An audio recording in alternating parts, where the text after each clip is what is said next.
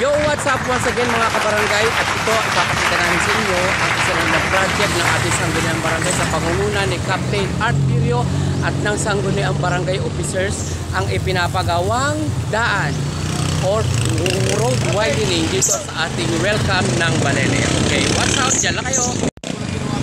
Good morning mga kabarangay, at dahil inaasam ng ating Sangguniang Barangay na maisakatuparan ang lahat ng mga proyekto dito sa ating barangay, minabuti ng ating kapitan na mapasimula na ang isang road widening project dito sa ating welcome ng Balele dito sa may arko, at yan sa kasalukuyan ho ay ipinapabuldoser na ng Sangguniang Barangay ang ating daan. Kasama yan sa road widening project na sinisimulan dito sa ating barangay mga kabarangay, at talaga namang ang daan ay pinaluluwang at nililinis ng maayos upang ang mga sasakyan ay hindi mahirapang dumaloy, or ang ating commuters at ang mga vehicles na dumadaan dito ay hindi masyadong mahirapan. Ayan. Nakikita natin sa kasalukuyan mga kaibigan at mga kabarangay ang progresong nagaganap sa ating barangay. Ang road widening project ay sinisimulan na, at ang ating kapitan ay talaga namang walang tigil sa pagbibigay ng solusyon sa mga problema ng ating barangay at mga hinaing ng ating mga kabarangay dito sa atin sa Balele, upang maisakatuparan lahat at mapagbigyan ang lahat ng mga hinaing at kahilingan ng ating mga kabarangay. So at this point mga kabarangay ay naririto tayo sa welcome ng ating barangay. Yan. So talaga namang nagpupursigi ang ating sanggunian upang maisakatuparan ang lahat ng mga proyekto upang hindi mahirapan ang mga commuters, at tuloy paluluangin natin ng tuloy-tuloy ang ating daan. Kasama ito sa road widening project na ipinatutupad ng ating Sangguniang Barangay. Siyempre, project ito ng ating kagalang-galang na punong lungsod ng Tanawan, si Mayor Sunny Colliantes. Ayan, kaya nagpapasalamat ang buong Barangay Balele sa pagbibigay ng bendisyon upang maumpisahan na ang ating mga proyekto. At sa susunod po mga kaibigan, at habang inuumpisahan na rin ho ang terminal ng tricycle doon sa ating sa Kanluran, ay in the meantime ay masasaksihan natin at nakikita natin ngayon ang kaganapan kung paano pinaluluwang ng ating traktor, ayan, bulldozer rather, ang barangay welcome natin dito. Kasama yan sa road widening project, as I've said before, na talaga namang pinagpupunyag. Ayun, minadali pang isang anong tawag doon, yung hose linya ng Tanawan Water District, at yan ikukumpunuhin na rin later. Nagkataon lang siguro na talagang napasadsad na konti yung ating traktor or yung ating bulldozer doon sa may bandaron. Medyo nabutas yung linya ng hose or yung pipe na nagdudugtong upang dumaloy ang tubig sa ating barangay. So yan lamang mga kabarangay ang ating update para sa ating mga projects dito sa ating barangay.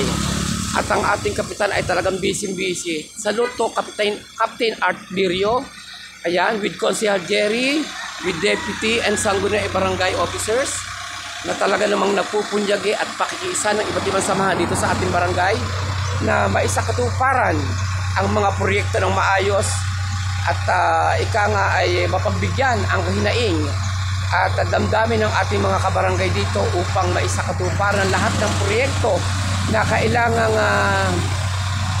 ma-accomplish ng ating sanggunian. Ayan, medyo nagkakaroon ng konting doon ang daling na sasakyan dahil siyempre pinagbibigyan natin makaraan ang mga commuters, at talaga namang binabakbak at this time yung kabilang daan na yon. Ayan, medyo kinakausap pa ni Kapitan yung ating driver upang mabigyan ng kaunting informasyon pa regarding about sa mga gawain ng ating pagawain ng ating barangay at ng Sangguniang Lungsod. Ayan.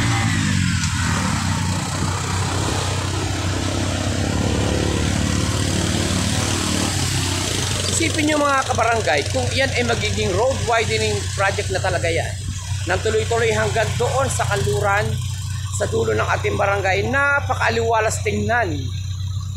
Napakaaliwalas tingnan ng ating daan. At syempre, habang nagkakaroon ng expansion yung ating daan, paluluwangin, ay ika nga ay sesementuhan pa yan ng extra yung mga nabakbak na yan, ang mga binabakbak na yan. So malaking tulong sa ating mga commuters, sa mga dumaraan, sa mga turistang dumadayo sa ating lugar upang makita naman ang ating Taal and Wawa Lake. Yan. Kung mababakbak yan, yung side na yan, napakaganda tingnan. So tatamnan ng mga halaman, yung mga tabihan. Yan. Maaliwalas siyempre. Kaaya-ayang tingnan.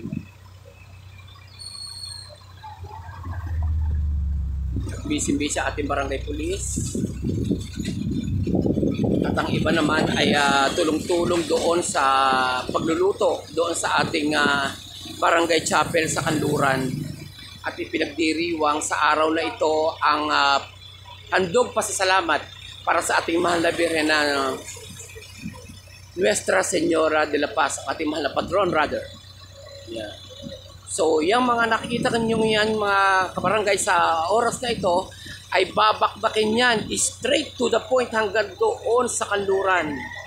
O dito muna sa banda rito.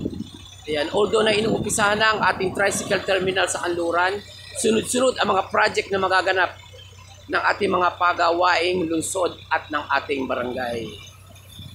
Ayan. So, nilagyan muna ng kaunting harang na konti doon or signage upang ang mga sasakyan ay hindi mahirapan. At syempre, pinatutupad din ng ating barangay ang motorcycles with modified mufflers causing undesirable irritating sounds. Ayan. So mga kabarangay, sana po tayo lahat ay makiisa sa ginaganap na sinasagawang batas na ito at talagang para ang ating mga kabarangay ay hindi naman magreklamo na masyadong maingay at masyadong irritating naman talaga yung mga motor na talaga namang suwabe kung usok ng sasakyan or magpaharurot, ika nga. So, ayan na. At ayan lamang ang ating latest report sa ating mga pagawaing barangay at pagawaing lungsod dito sa Barangay Balele. So, sana po ay lagi kayo nakaantabay sa ating mga proyekto na talaga namang kapaki-pakinabang para sa atin at para sa lahat. So, napakaganda ng project na ito kung ito'y magkakaroon ng widening until the end of the barangay doon sa mismong boundary ng Kanluran. Ang gandang tingnan yan mga kabarangay. Maaliwalas, ika nga. Ayan, habang ini-explain pa ng ating kagalang-galang na Kapitan Art Lirio ang more magagawa pa para sa ating project na ito. So, siyempre kailangan ay makipag-ugnayan muna doon sa mga gumagawa ang ating kapitan para may suggest ang naaayon at wastong paraan na hindi makaka-apekto sa ating mga kabarangay at sa ating mga commuters. So, soon ay ipakikita ko uli sa inyo kung ano ang finish project na ito na inuumpisahan dito sa ating barangay. At katulad sinabi ko sa inyo, ang ating mga barangay officers ay nakikiisa sa ating ginawang project na yan with Deputy, ayan, si Consejal Jerry, si Consejal Celso at ang asing isang volunteer na kabarangay. So, hanggang dito na lang guys ang ating report for today at sana ay palagi kayo nakaantabay sa kaganapan dito sa ating barangay and handog pasasalamat today para sa ating mahal na patron, Nuestra Señora de la Paz, and happy fiesta everyone. So enjoy tayong lahat mamaya at magkakaroon ng parada at prosesyon para sa pagpupugay ng at pasasalamat sa ating mahal na patron at sama-sama tayong maghahaponan mamaya doon sa ating tuklong sa Kanluran, ha. So yan lamang, hanggang dito lamang mga guys ang ating report At sana ay palagi kayo nakaantabay. And thank you for watching and support sa ating Sangguniang Barangay ng Balele, headed by Captain Art Lirio and Sangguniang Barangay Official. Thank you.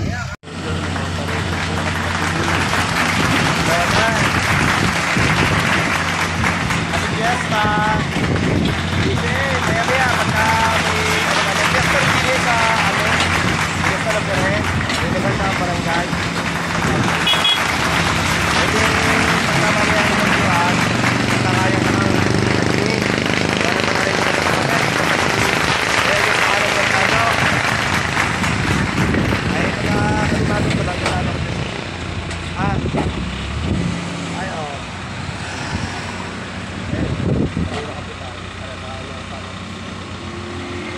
Papako, daan, papaluan. Hindi naman, alam ko naman beses na inyo. Okay, mamaya, tawag lang sa iya. Okay, hindi ka traffic.